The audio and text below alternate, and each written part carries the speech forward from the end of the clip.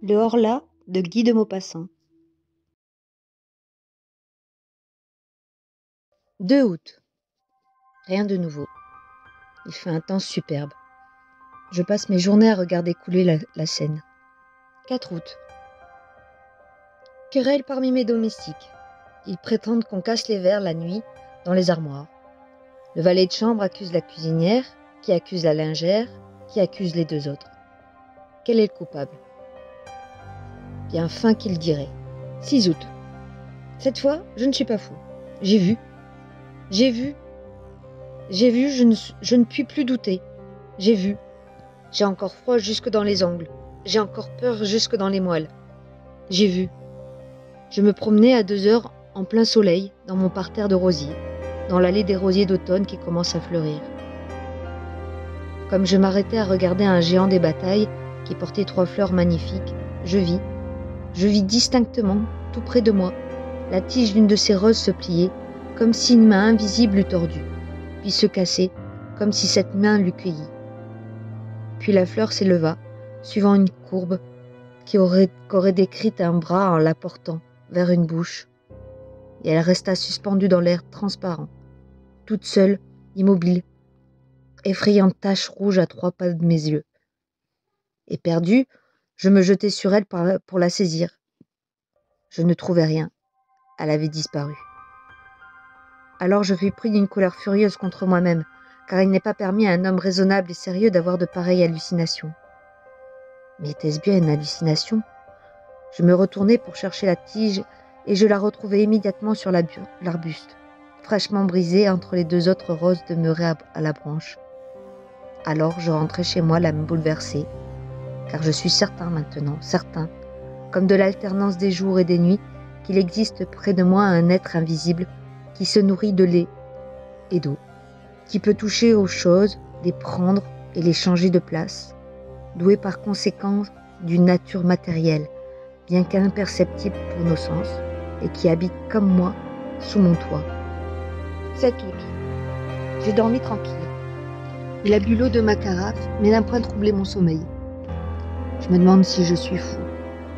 En me promenant tantôt au grand soleil, le long de la rivière, des doutes me sont venus sur ma raison.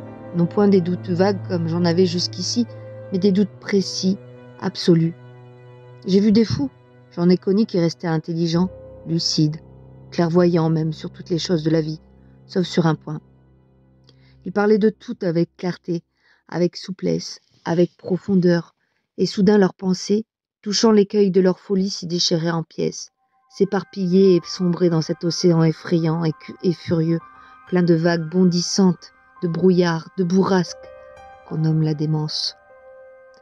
Certes, je me croirais fou, absolument fou, si je n'étais conscient, si je ne connaissais parfaitement mon état, si je ne le sondais en l'analysant avec une complète lucidité. Je ne serais donc, en somme, qu'un halluciné raisonnant. Un trouble inconnu se serait produit dans mon cerveau, un de ces troubles qu'essaient de noter et de préciser aujourd'hui les physiologistes. Et ce trouble aurait déterminé dans mon esprit, dans l'ordre et la logique de mes idées, une crevasse profonde.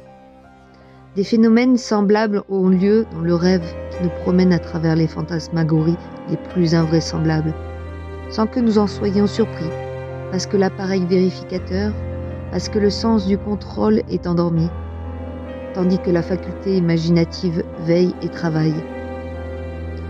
Ne se peut-il pas que l'une des imperceptibles touches du clavier cérébral se trouve paralysée chez moi?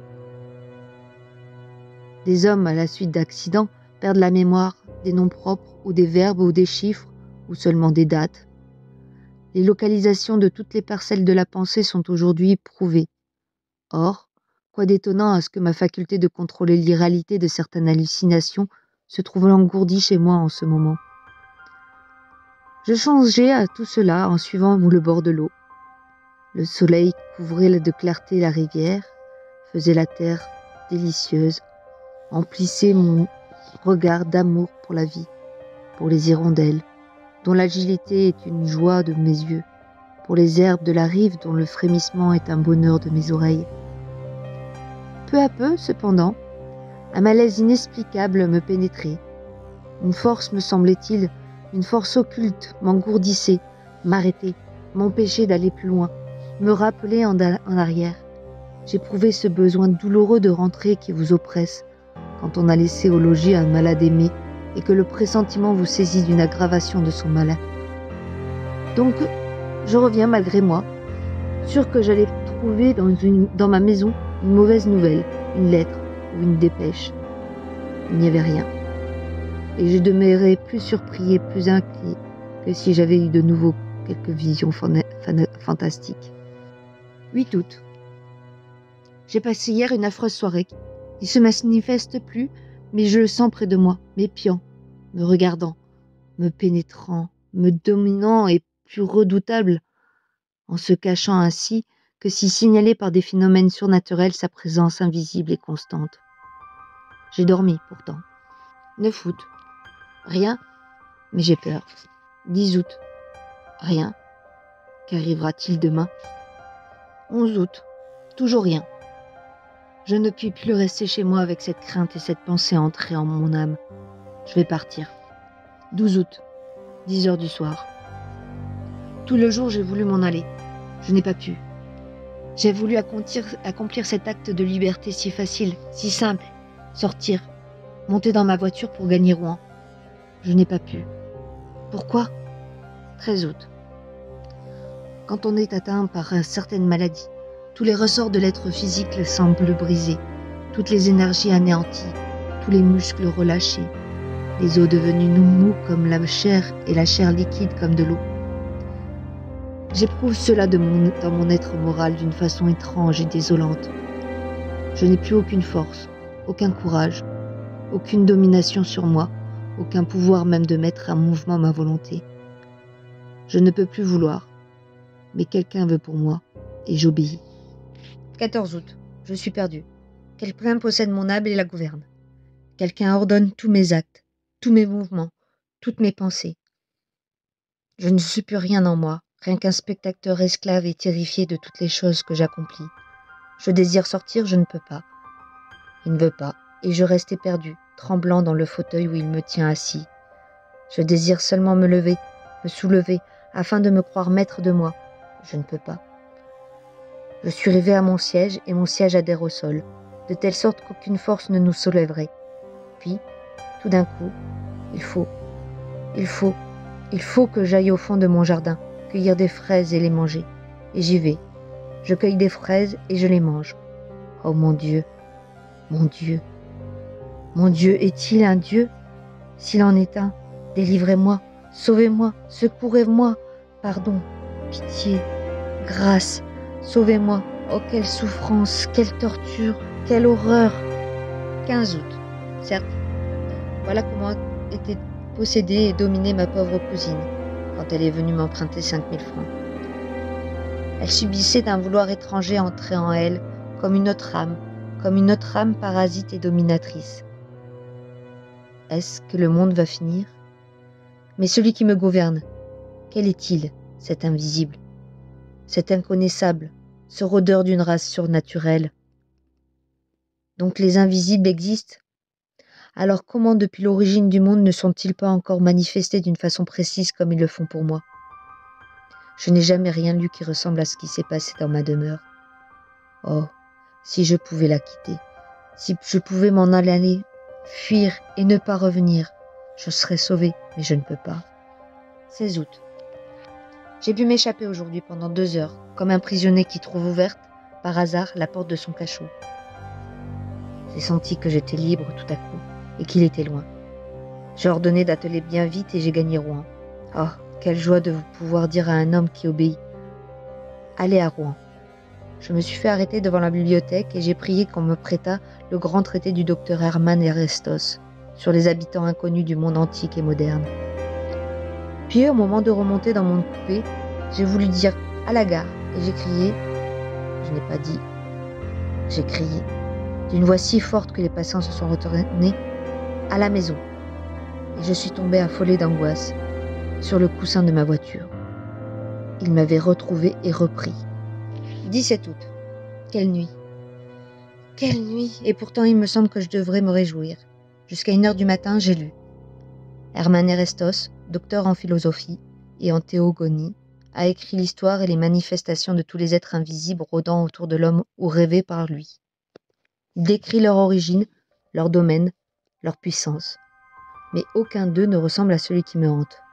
On dirait que l'homme, depuis qu'il pense, a pressenti et redouté un être nouveau, plus fort que lui, son successeur en ce monde, et que, le sentant proche et ne pouvant prévoir la nature de ce maître, il a créé dans sa terreur tout le peuple fantastique des êtres occultes, fantômes vagues nés de la peur.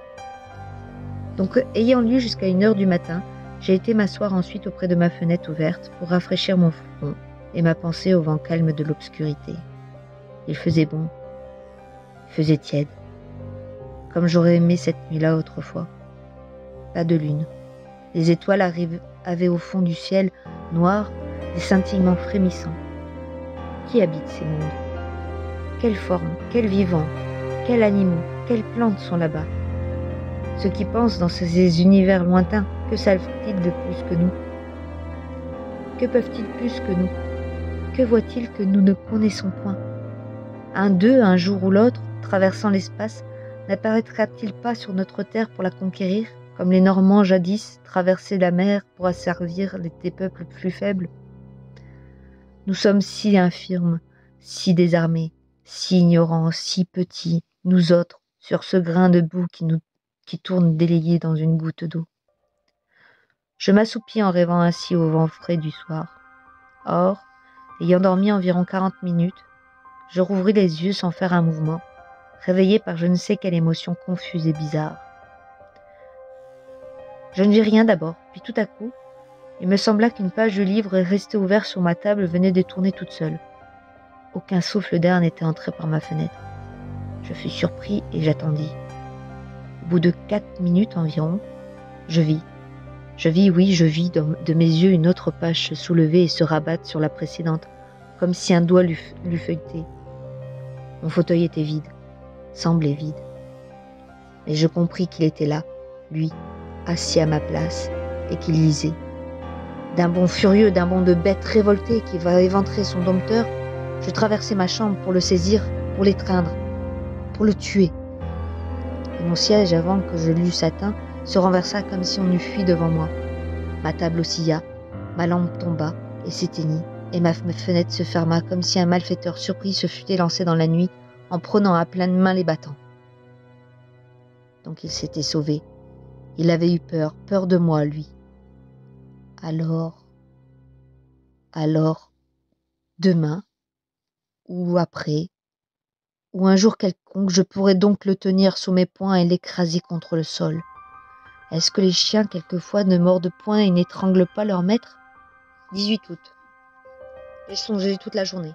Oh oui, je vais lui obéir, suivre ses impulsions, accomplir toutes ses volontés, me faire humble, soumis, lâche. Il est le plus fort, mais une heure viendra. 19 août. Je sais tout. Je viens de lire ceci dans la revue du Monde scientifique.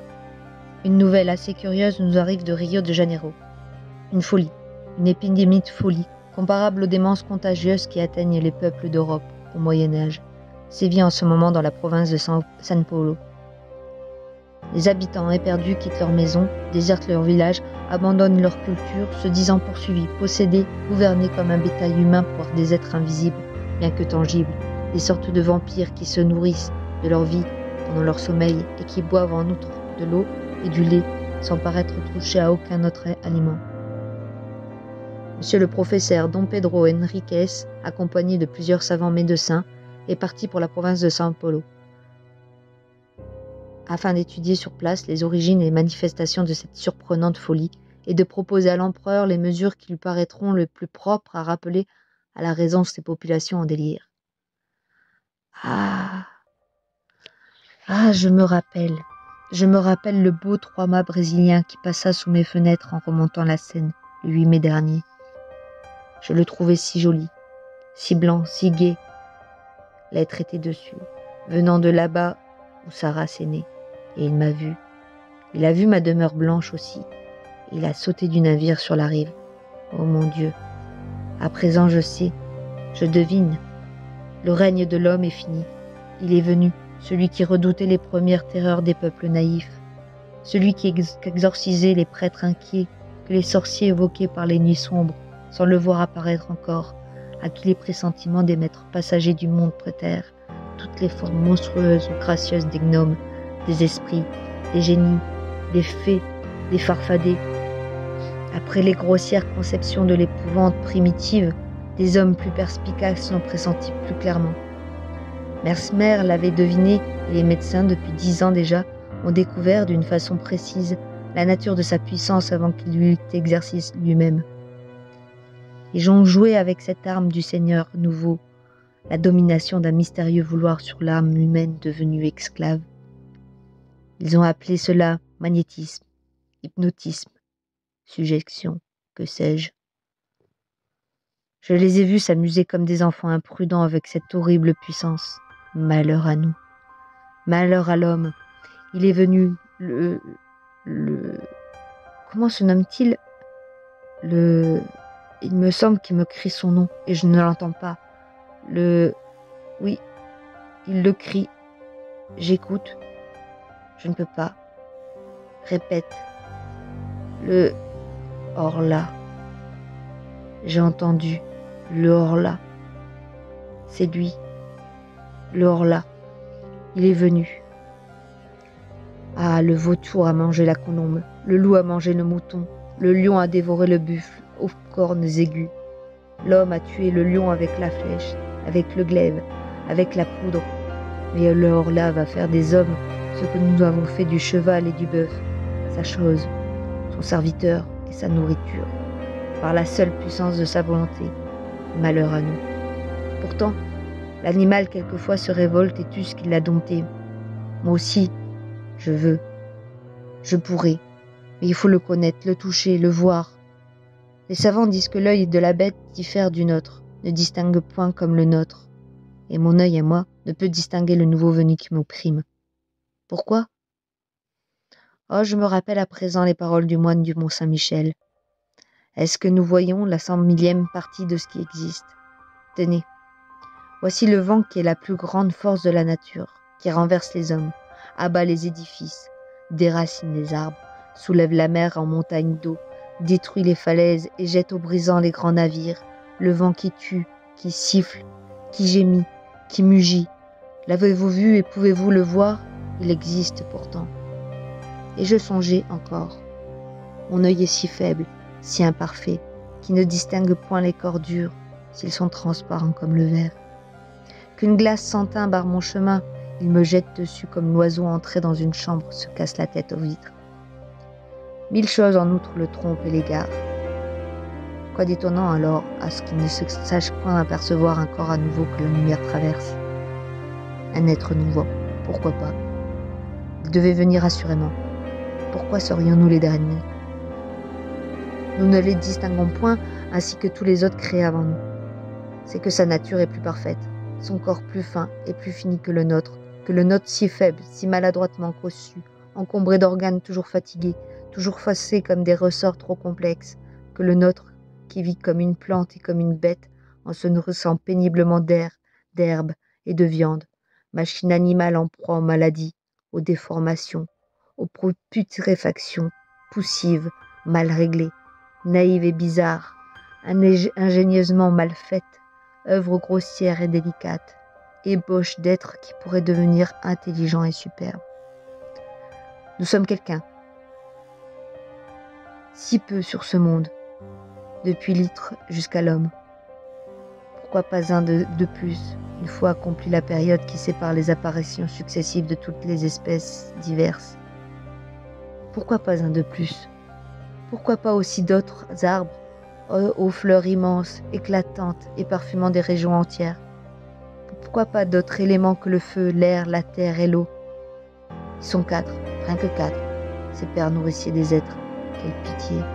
Pourquoi ne sont-ils pas 40, 400, 4000, comme tous les pauvres, mesquins, misérables, avarément donnés, sèchement inventés, lourdement faits? Ah, l'éléphant, l'hippopotame, que de grâce, le chameau, que d'élégance.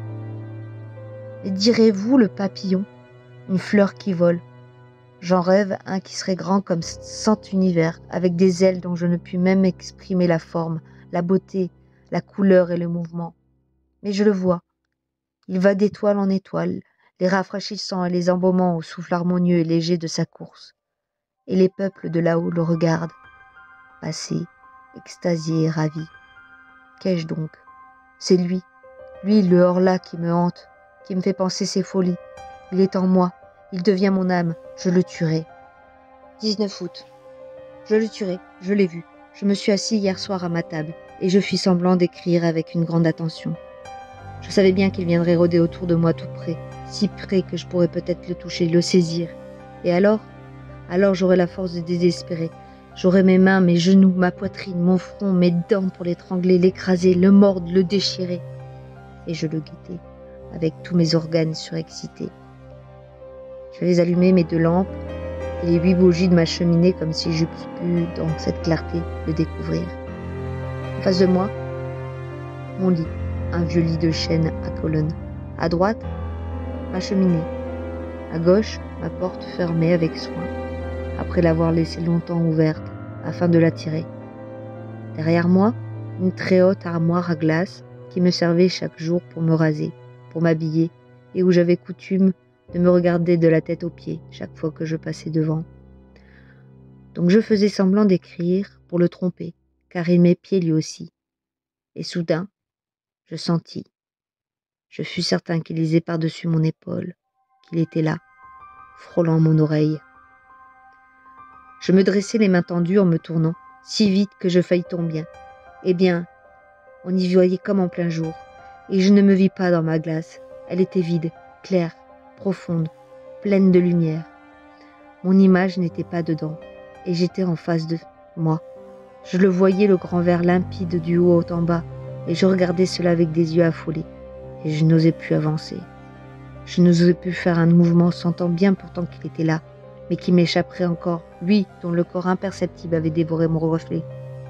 Comme j'eus peur, puis voilà que tout à coup, je commençai à m'apercevoir dans une brume au fond du miroir, dans une brume comme à travers une nappe d'eau. Il me semblait que cette eau glissait de gauche à droite, lentement, rendant plus précise mon image, de seconde en seconde. C'était comme la fin d'une éclipse. Ce qui me cachait ne paraissait point posséder de contours nettement arrêtés, mais une sorte de transparence opaque, s'éclaircissant peu à peu. Je pus enfin me distinguer complètement, ainsi que je le fais chaque jour en me regardant. Je l'avais vu. L'épouvantement n'est resté qui me fait encore frissonner. 20 août. Le tuer? Comment? Puisque je ne peux l'atteindre. Le poison? Mais il me verrait le mêler à l'eau. Et nos poisons, d'ailleurs, auraient-ils un effet sur son corps imperceptible? Non, sans aucun doute. Alors...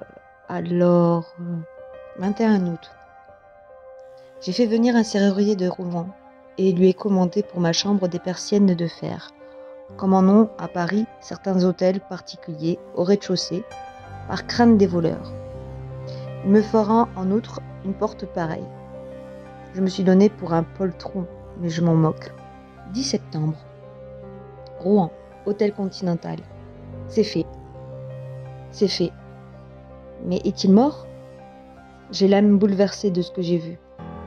Hier donc, le serrurier ayant posé ma persienne et ma porte de fer, j'ai laissé tout ouvert, jusqu'à minuit, bien qu'il commençât à faire froid. Tout à coup, j'ai senti qu'il était là, et une joie folle m'a saisi. Je me suis levée lentement, et j'ai marché à droite, à gauche, longtemps pour qu'il ne devinât rien. Puis j'ai ôté mes bottines et mis mes savates avec négligence. Puis j'ai fermé ma persienne de fer, et revenant à pas tranquille vers la porte, j'ai fermé la porte aussi à double tour. Retournant alors vers la fenêtre, je la fixai par un cadenas, dont je mis la clé dans ma poche. Tout à coup, je compris qu'il s'agitait autour de moi, qu'il avait peur à son tour, qu'il m'ordonnait de lui ouvrir. Je faillis céder. Je ne cédai pas. Et m'adossant à la porte, je l'entrebâillai, tout juste assez pour passer, moi, à reculons. Et comme je suis très grand, ma tête touchait au linteau. J'étais sûre qu'il n'avait pu s'échapper et je l'enfermai, tout seul. tout seul. Quelle joie! Je le tenais. Alors je descendis, en courant. Je pris dans mon salon, sous ma chambre, mes 2 lampes, et je renversai toute l'huile sur le tapis, sur les meubles, partout. Puis j'y mis le feu, et je me sauvai, après avoir bien refermé à double tour la grande porte d'entrée. Et j'allai me cacher au fond de mon jardin, dans un massif de lauriers. Comme ce fut long. Comme ce fut long, tout était noir, muet, immobile.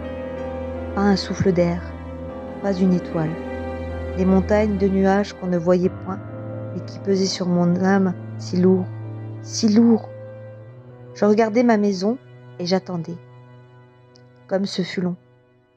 Je croyais déjà que le feu s'était éteint tout seul ou qu'il l'avait éteint, lui, quand une des fenêtres d'en bas creva sous la poussée de l'incendie et une grande flamme rouge et jaune, longue, molle, caressante, monta le long du mur blanc et le baisa jusqu'au toit. Une lueur courut dans les arbres, dans les branches, dans les feuilles, et un frisson de peur aussi. Les oiseaux se réveillaient, un chien se mit à hurler. Il me sembla que le jour se levait. 2 autres fenêtres éclatèrent aussitôt, et je vis que tout le bas de ma demeure n'était plus qu'un effrayant brasier. Mais un cri horrible, suraigu, déchirant, un cri de femme passa dans la nuit, et 2 mansardes s'ouvrirent. J'avais oublié mes domestiques. Je vis leurs faces s'affoler et leurs bras qui s'agitaient. Alors, éperdu d'horreur, je me mis à courir vers le village en hurlant « Au secours, au feu, au feu !» Je rencontrais des gens qui s'en venaient déjà et je retournais avec eux pour voir. La maison maintenant n'était plus qu'un bûcher horrible et magnifique, un bûcher monstrueux, éclairant toute la terre, un bûcher où brûlaient des hommes et où il brûlait aussi, lui, mon prisonnier, l'être nouveau, le nouveau maître, le hors-là. Soudain, le toit tout entier s'engloutit entre les murs et un volcan de flammes jaillit jusqu'au ciel. Par toutes les fenêtres ouvertes, sur la fournaise, je voyais la cuve de feu, et je pensais qu'il était là, dans ce four, mort. Mort? Peut-être? Son corps que le jour traversait n'était-il pas indestructible par les moyens qui tuent les nôtres? S'il n'était pas mort, seul peut-être le temps a prise sur l'être invisible et redoutable. Pourquoi ce corps transparent, ce corps inconnaissable, ce corps d'esprit, s'il devait craindre lui aussi les maux, les blessures, les infirmités, la destruction prématurée? La destruction prématurée? Toute l'épouvante humaine vient d'elle. Après l'homme, le hors-là. Après celui qui peut mourir tous les jours, à toutes les heures, à toutes les minutes, par tous les accidents, est venu celui qui ne doit mourir qu'à son jour, à son heure, à sa minute, parce qu'il a touché la limite de son existence. Non, sans aucun doute, il n'est pas mort. Alors, il va donc falloir que je me tue, moi.